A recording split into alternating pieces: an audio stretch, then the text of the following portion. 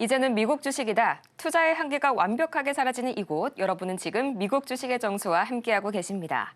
밤사이 애플이 관세 우려에도 이 신제품 출시 소식에 힘입어서 장중 상승 반전에 성공했는데요. 비록 범행치가 출시 지연을 언급하게 되면서 0.8%가량 약세로 마감이 됐지만요. 그 시장의 기대치는 그만큼 엄청났습니다. 그 신제품이 과연 무엇일지 지금 바로 기사를 통해서 확인을 해보도록 할 텐데요. 가장 먼저 Apple launches iPad Air with M3 chip. 애플이요, 아이패드 에어를 M3 칩을 탑재한 상태에서 출시를 하게 됐습니다. 여기에 하나가 더 추가가 되는데요. Updates entry-level iPad with improved performance. 여기에다가 기존 엔트리급 아이패드 성능도 마찬가지로 개선을 시킨 업데이트를 추가를 했다라고 기사가 말을 하고 있습니다. 두 가지가 출시가 되는데요. 첫 번째로는 애플의 보급형이죠. 그게 바로 엔트리급 아이패드고요. 두 번째로는 고급형에는 아이패드 에어와 아이패드 프로가 있는데 여기에서는 현재 아이패드 에어가 출시가 된다고 말을 하고 있네요. 자, 가장 먼저 첫 번째로 아이패드 에어를 보도록 할까요? 기존 모델과 유사하지만 프로세서가 업그레이드 됐다는 점이 차별점이 되고요. 가장 큰 중요한 점은 애플 인텔리전스가 탑재가 됐다는 점이죠. 이 덕분에 현재 M3 칩을 탑재를 함으로써 성능이 기존 M1 대비 두 배가량 향상이 됐다고 하고요. 두 번째로 보급형 아이패드 같은 경우에는 가격이 대폭 낮아졌긴 했습니다. 이 보급형의 경우에는 $799지만 보급형은 $349부터 시작이 되고요. 기존보다 30% 더 빠른 이 A16 프로세서를 탑재하고 있다고 합니다. 하지만 여기서 중요한 점은 A16는 그렇죠. AI 기능을 탑재하지 않습니다. 이 덕분에 애플 인텔리전스는 보급형에서는 지원이 되지 않고 있는데요. 이 두 가지 제품은 3월 12일부터 공식 출시가 될 예정이고요. 애플은 이외에도 M4 칩을 탑재한 맥북 에어 그리고 M5 칩을 탑재한 아이패드 프로 역시 연내 출시할 것으로 예상이 된다고 밝혔습니다. 전문가님, 새로운 이 M3 칩으로 돌아온 더 강력해진 아이패드 에어, 여기에 따른 앞으로의 애플의 주가 흐름 어떻게 보실까요? 자, 애플이 좀 빠져줘야 되는데 안 빠지네요. 그러니까 미국 시장이 좀 더 흔들리면은 시가총액 큰 애들이 좀 빠지기 마련이거든요. 그러니까 엔비디아도 그렇고 애플도 그렇고 물론 여기까지 좀 종목들이 좀 슬슬 빠지기는 했지만 애플이 안 빠져요. 자, 차트 보겠습니다. 이거밖에 안 빠졌어요 지금. 최근에 이렇게 쭉 꼬랑지 달고 이렇게 올라가고, 왜냐면 지금 테슬라 장난 아니죠. 지금 테슬라 기사 보면은 뭐 지금 뭐 거의 뭐 우리나라 사람들이 테슬라 많이 들어갔을 겁니다. 근데 저는 이 테슬라의 그 괜찮은 가격대가 이제 지금서부터거든요. $270 지금 요 자리. 요 자리서부터 이제 얘를 이제 관심 있는 사람들은 이제 여기서부터 관심 있게 봐야 될 자리. 바로 요 자리예요, 요 자리.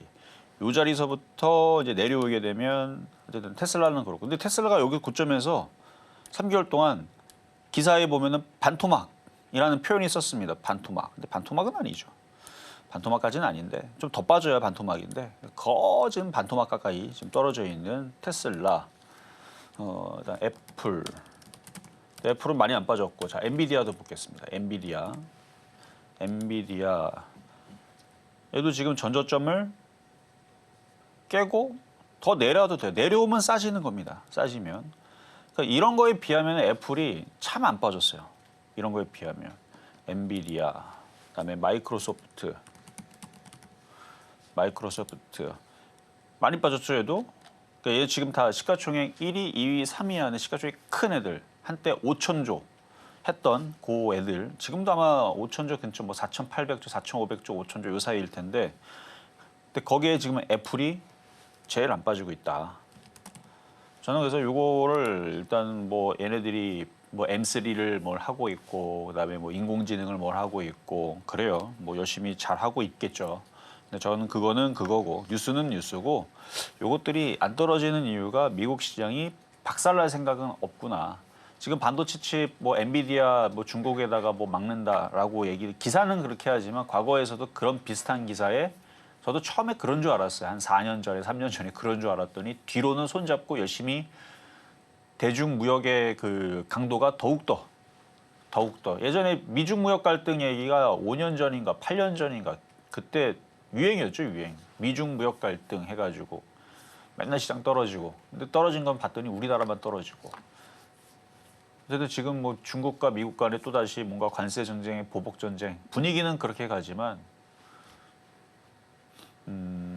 나중에 2년, 3년, 4년 지났을 때에서 뚜껑을 열어보니까 뭐 뒤로는 무슨 칩은 뭐 보급용 칩은 되고 뭐는 안 되고 뭐 엔비디아는 되고 한국은 안 되고 뭐 이런 식으로 또 나올 수도 있거든요. 여태까지도 그래 왔으니까. 그러니까 다른 나라들은 너네들은 중국에다 못 팔고 우리만 팔아야지라고. 그러니까 그 기사에는 그게 안 나와요, 내용이.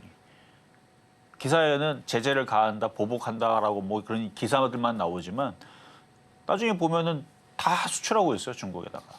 그러고 있더라고요. 기사를 나중에 이렇게 찾아보면.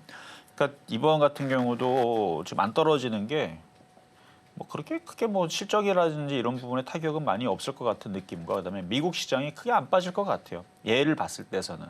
그래서 만약에 애플이 떨어졌을 때 미국 시장이 좀 위험하다라는 그런 징조가 보이려면 밑에 하단선이 있죠. 여기가 깨지면 그때는 미국 시장이 뭔가가 크게 문제가 있을 수 있겠구나라는 그런 시장의 바로미터로 대형주니까요. 항상 그 우리나라 시장도 그렇고 뭔가 분석을 할 때 시장을 분석할 때는요 대장주를 분석을 해야 됩니다. 그 대장주라고 시가총액 큰 애들.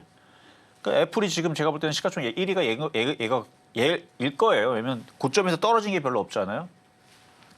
그러니까 엔비디아, 마이크로소프트는 좀 떨어졌으니까 시가총액 지금 애플이 그러니까 얘가 1등인데 1등인 애를 살려놨으니까 뭐 나스닥 시장도 17,000에서 16,700은 안 깨질 거라고 예측을 하고 가는 겁니다. 이건 하나의 시장을 분석하는 방법 중에 하나입니다. 그러니까 대장이 죽으면 시장도 꺾이거든요. 그래서 얘를 지금 살려놓고 있는 거예요. 근데 매수하는 관점으로 그러니까 보유한 사람들이야 많이 안 빠지니까 고점에서 지금 석 달 전, 넉 달 전, 5달 전으로 가더라도 이 사람들은 지금 수익권역에 있습니다. 무슨 걱정이 있겠어요. 테슬라처럼 이렇게 떨어져서 반토막 났다는 기사도 안 나오는데. 그래서 이거는 걱정은 없지만 반대로 매수하는 관점으로는 저는 때려주기도 안 삽니다. 좋은 건 맞아요. 근데 자산이 한 1,000억 정도 있다. 그럼 이거 사야죠. 테슬라 들어갔다가 반토막 더 나면 어떡합니까? 근데 그러니까 안전한 걸로는 제가 볼 때는 최고예요. 안전한 걸로는 최고지만 하이 리스크 하이 리턴처럼 조금 위험하지만 근데 그렇다고 해서 테슬라가 위험하지는 않거든요. 조금 리스크를 감소를 하지만 드라마틱한 수익을 원한다 그러면 테슬라가 낫다라는 얘기입니다.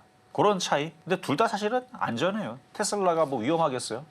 테슬라하고 삼성전자하고 뭐 거기서 이렇게 체급 차이를 보게 되면 시가총액 이렇게 큰 애들, 그러니까 누가 더 뭐 안전하다는 아니지만 시가총액 큰 애들은 다 안전합니다. 오히려 시가총액 1,000억짜리 이하, 500억짜리 이하, 뭐 증거금 100%짜리 이런 애들이나 좀 위험한 거지. 시가총액 큰 애들은 안전한데 어쨌든 애플이 잘 버티고 있어서 그냥 미국 시장을 저는 분석하는 데 있어서 쟤 때문에 매수의 기회라고 계속 여러분들한테 고래고래 떠들어대는 거예요. 그래서 이걸 내려오면 그러니까 내려올지 안 내려올지는 모르겠는데 여기는 안 깰 것 같다. 17,000과 16,000, 뭐 700 이 자리가 강력한 지지 자리니까 곧 기회의 매수 기회가 온다. 이렇게 말씀드리고 마무리하도록 하겠습니다.